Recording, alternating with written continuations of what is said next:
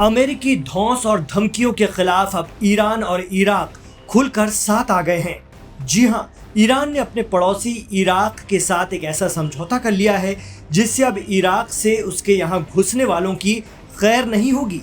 दोनों देश इस बात पर राजी हो गए हैं कि दोनों की सरहद पर सख्त निगरानी रखी जाएगी और अवैध आवाजाही को किसी भी हाल में होने नहीं दिया जाएगा। ईरान को घेरने के लिए अक्सर अमेरिका, इसराइल और उसके दूसरे दुश्मन इराक का इस्तेमाल करते हैं। पिछली बार जब ईरान पर हमला हुआ था तो इराक में मौजूद अमेरिकी एयरबेस का इस्तेमाल किया गया था।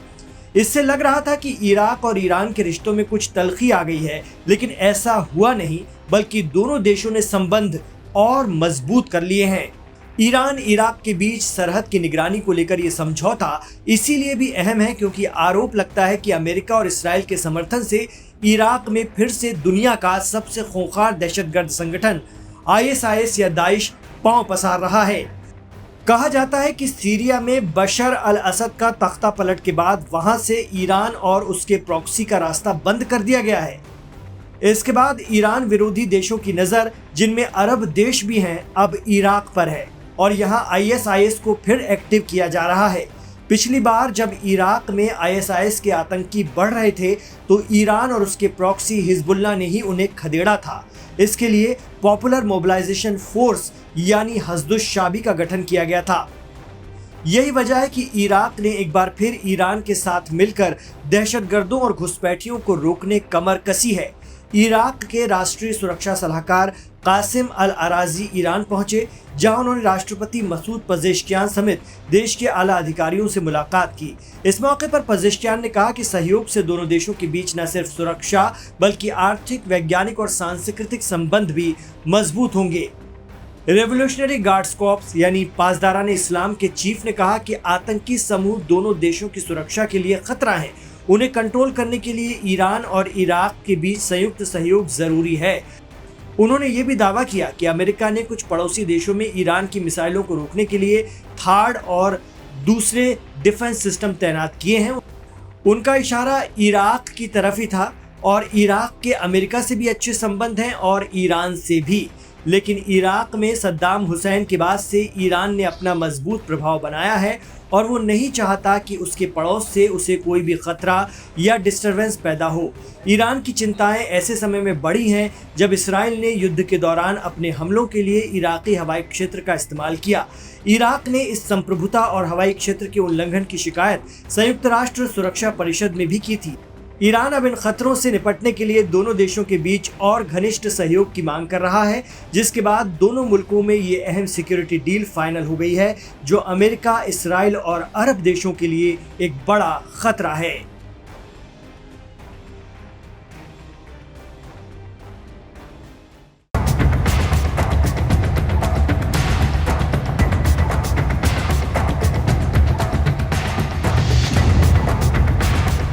जून 2025 के इस जोरदार इजराइल-ईरान युद्ध के ठीक 4 महीने के बाद ईरान ने एक बार फिर अपनी सैन्य शक्ति का जोरदार प्रदर्शन किया है। हाल ही में जारी किए गए एक वीडियो में ईरान ने अपनी विशाल अंडरग्राउंड मिसाइल सिटी को दुनिया के सामने खोला, जो उन्नत बैलिस्टिक मिसाइलों से लबालब भरी हुई है। ये वीडियो न केवल तेहरान की सैन्य दृढ़ता का प्रतीक है, बल्कि अमेरिकी राष्ट्रपति डोनाल्ड ट्रंप और ईरानी supreme leader Ayatollah Sayyid Ali Khamenei के बीच जारी वॉक युद्ध के बीच एक स्पष्ट चेतावनी भी है। राज्य समर्थित मीडिया के माध्यम से प्रसारित इस वीडियो में ईरान ने अपनी एक विशाल भूमिगत मिसाइल सिटी को दिखाया है, जहां हजारों उन्नत मिसाइलें स्टोर की गई हैं। ये कदम सुप्रीम लीडर अली खामेनेई और अमेरिकी राष्ट्रपति डोनाल्ड ट्रंप के बीच चल रहे शाब्दिक युद्ध के बीच आया, जहां दोनों पक्ष एक दूसरे को धमकी भरी बयानबाजियों से ललकार रहे हैं। जानकार मानते हैं ये वीडियो न केवल ईरान की पुनरुद्धार क्षमता का प्रतीक है, बल्कि क्षेत्रीय शक्तियों के लिए एक स्पष्ट चेतावनी भी है। इस वीडियो में ईरान ने अपनी एडवांस मिसाइलों को दिखाया है। इसके अलावा कई अत्याधुनिक हथियारों को भी प्रदर्शित किया गया है। मीडिया रिपोर्ट्स में दावा किया गया है कि ईरान की अंडरग्राउंड मिसाइल फैसिलिटी में उनकी मिसाइल टेक्नोलॉजी की ताकत को दिखाया है। ईरान ने इस वीडियो में घद्र एच मिसाइल को दिखाया है, जो लिक्विड फ्यूल वाली मध्यम दूरी की बैलिस्टिक मिसाइल है जिसकी रेंज 1750 किलोमीटर है। इसके अलावा इमाद मिसाइल जो सटीक मारक क्षमता वाली मिसाइल है और इसकी रेंज 1700 से 2000 किलोमीटर है। वहीं खैबर शेकन को भी दिखाया गया है जो सॉलिड फ्यूल वाली स्टील्थ मिसाइल है और इसकी रेंज 1450 किलोमीटर है। इसके अलावा सेजिल जो long range solid fuel missile है और इसकी रेंज 2000 किलोमीटर है। वहीं हज कासिम मध्यम दूरी की एक मिसाइल है जिसकी रेंज 1400 किलोमीटर है और पावे जो लैंड अटैक क्रूज मिसाइल है और इसकी रेंज 1650 किलोमीटर है, जो कि इजराइल ईरान युद्ध में भी इस्तेमाल हुई थी। यानी कि जो तमाम मिसाइलें हैं ईरान ने वो अपनी अंडरग्राउंड फैसिलिटी के वीडियो में दिखाई है। इन एडवांस मिसाइलों के अलावा इसमें मोबाइल लॉन्चर, मिसाइल इंजन और उन्नत हथियार प्रणालियां प्रदर्शित की गई हैं जो 12 डेज वॉर के बाद अपग्रेडेड बताई गई हैं। यानी कि ईरान ने जून 2025 में हुए युद्ध के बाद इन मिसाइलों को अपग्रेड किया है। ईरान का दावा है कि इस मिसाइल सिटी में हजारों मिसाइलें स्टोर हैं जो अभी प्रांतों में फैली मिसाइल शहरों का हिस्सा है, यानी मिसाइल सिटी का एक हिस्सा है। आपको बता दें कि जून 2025 में हुई जंग के बाद ईरान ने अपनी मिसाइल रक्षा प्रणालियों को मजबूत किया। इसके अलावा ईरान अपनी एयर पावर को भी स्ट्रॉन्ग कर रहा है। हाल ही में ईरान ने रूस से MiG-29 खरीदे और इसके अलावा और भी फाइटर जेट्स आने की उम्मीद है। लेकिन ये सिर्फ वीडियो ही नहीं, बल्कि ईरान के supreme leader ayatollah Ali Khamenei ने दुश्मनों को चेतावनी देते हुए एक बड़ा बयान भी दिया।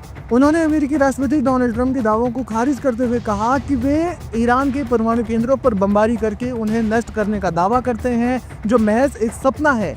खामेनेई ने सोमवार को ट्रंप द्वारा नई वार्ता की पेशकश को ठुकरा दिया। एक्स पर पोस्ट में उन्होंने लिखा कि अमेरिका के राष्ट्रपति दावा करते हैं कि उन्होंने ईरान के परमाणु ठिकानों को बमबारी से तबाह कर दिया। बढ़िया है, लेकिन ये तो सिर्फ आपके सपने की बात है। खामेनेई ने कहा, 12 दिनों के युद्ध के दौरान इजरायलियों को इतना जबरदस्त झटका लगा कि उन्हें यकीन ही नहीं हुआ। उन्हें इसकी उम्मीद नहीं थी। अमेरिकी राष्ट्रपति ने उन्हें इस निराशा से बाहर निकालने के लिए इजराइल की यात्रा की। इजरायलियों को उम्मीद नहीं थी कि ईरानी युवाओं के हाथों से बनी एक मिसाइल अपनी लपटों और आग से उनके कुछ संवेदनशील शोध केंद्रों को राख में बदल देगी, लेकिन हुआ यही। उन्होंने कहा कि ईरानी मिसाइलें ज़ायोनी शासन के कुछ महत्वपूर्ण केंद्रों की गहराई में घुसकर उन्हें नष्ट करने में सक्षम थी।